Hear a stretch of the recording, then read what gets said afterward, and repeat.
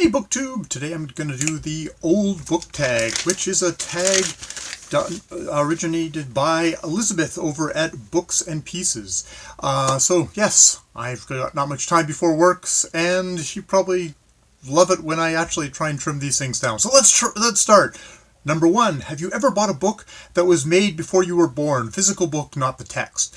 And yeah, a lot of the books I buy are have bought just throughout my life are usually kind of very much old paperbacks. A lot of times very much science fiction books. Some of them are 70s as well. Spoiler alert, I'm 60, late 60s. But you know, these are sort of the books that I buy.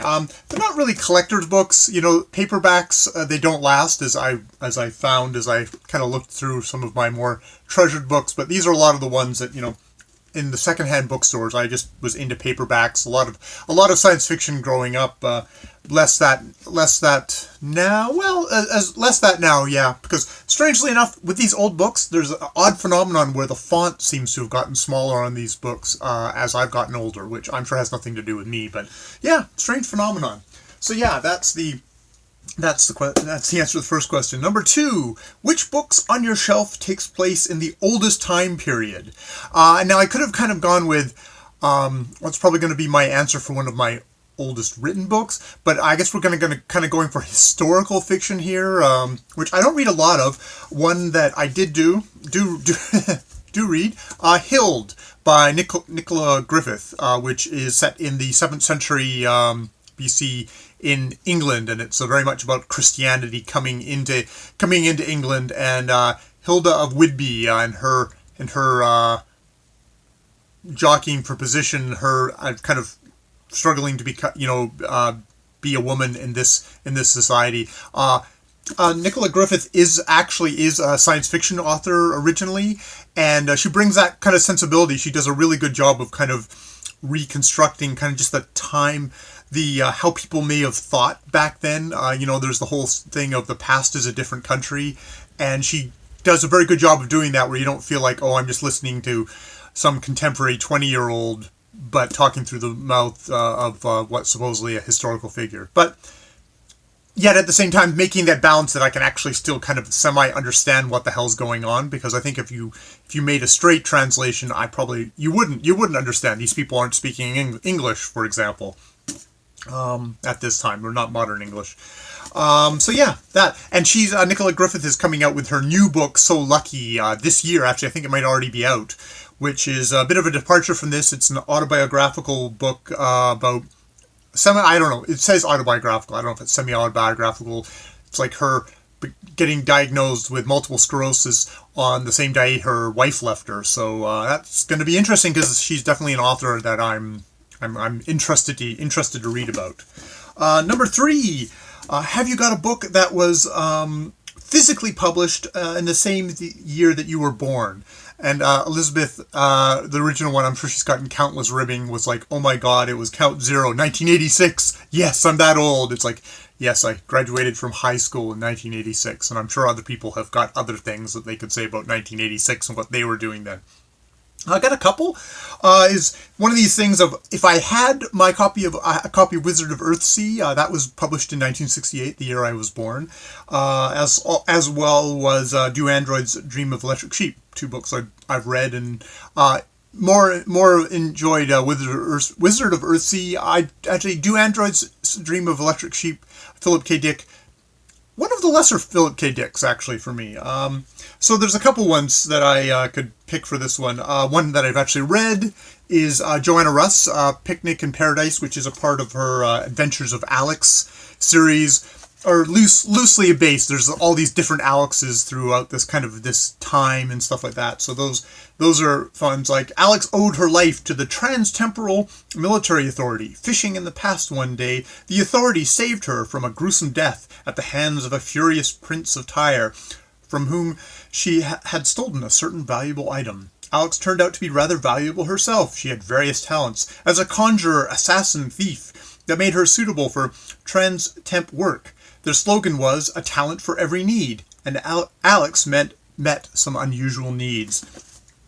Very 80s-tastic cover on that one. I much prefer that's probably why I picked up that. That's a cool 70s one of that. Another one that I haven't read, but it's still on my bookshelf, is Stand on Zanzibar by John Brunner, which apparently is all about kind of overpopulation, the idea that the entire population of the Earth could stand if they stood shoulder to shoulder, could fit on the island of Zanzibar, and I wonder what island it is now.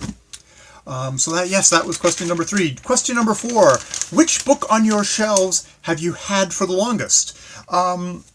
And for me, that is probably one of my. It's kind of a tie there between my Gordon Korman books, which are kind of these very kind of silly boarding school novels, which I ordered for myself when I was a youngin' in probably like 1980, 81, or the Great Brain series, which is more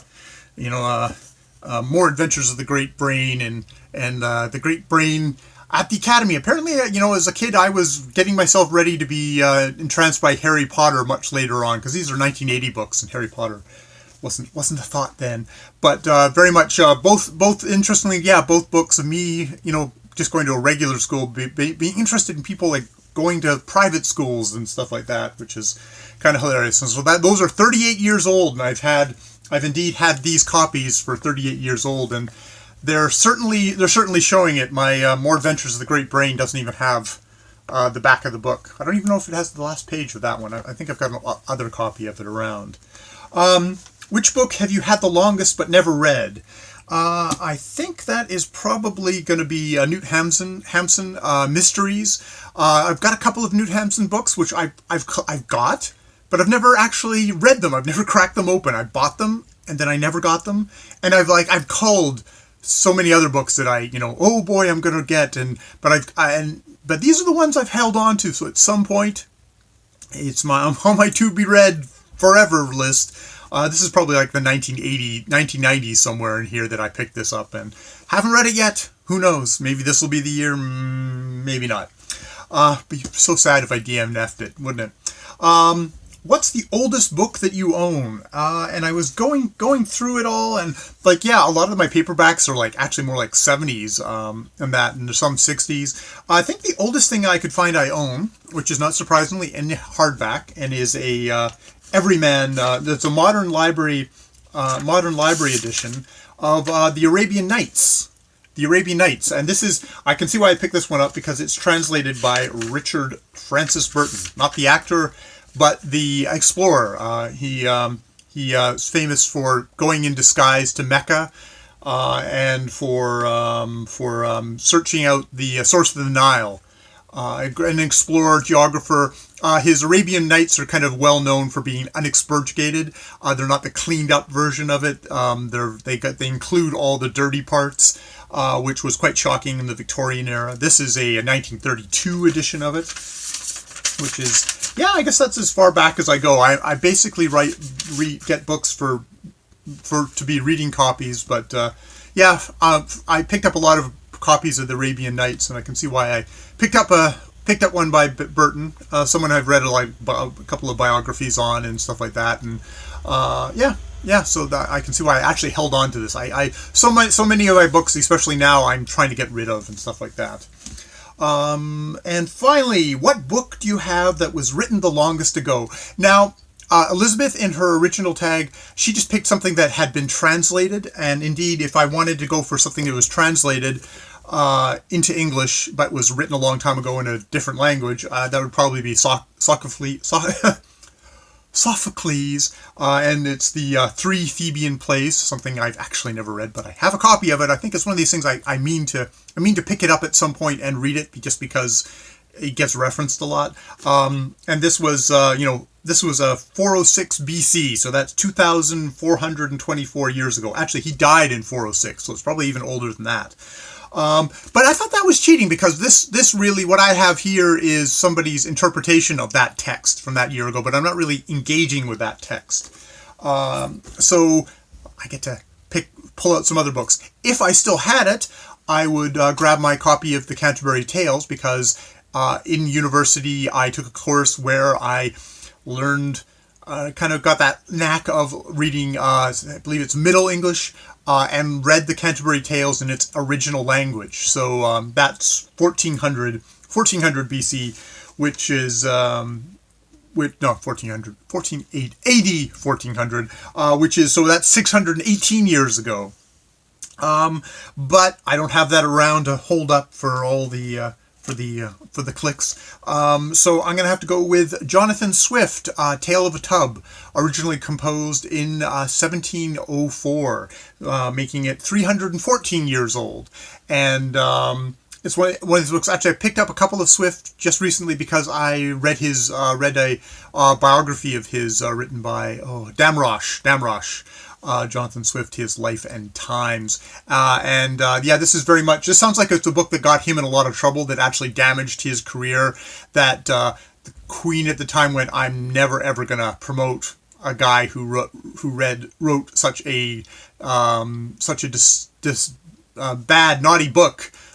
So I think he's somebody who, with his brilliance, really shot himself in the foot.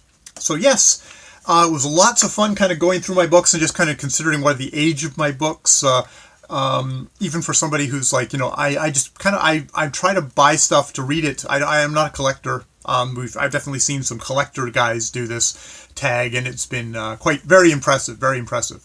Speaking of which, I'll tag a couple of kind of recent folks that have subscribed to my channel. Pass on the love. Joseph Francis Burton and Elena Macarinda. Apologies for butchering your name and names. Both who are doing the gospel read along with me writing Steve Donohue's coattails, or joining along in his read along, as he would say. And also the Sporadic Reader, another recent subscriber to my channel. Yeah, so you guys are tagged. If you want to do it, you can do it. If you don't, you can totally ignore this if you actually got to the end of the video to see who was tagged. So yeah, that's all for now. Enjoy your old books, enjoy your new books. Ciao.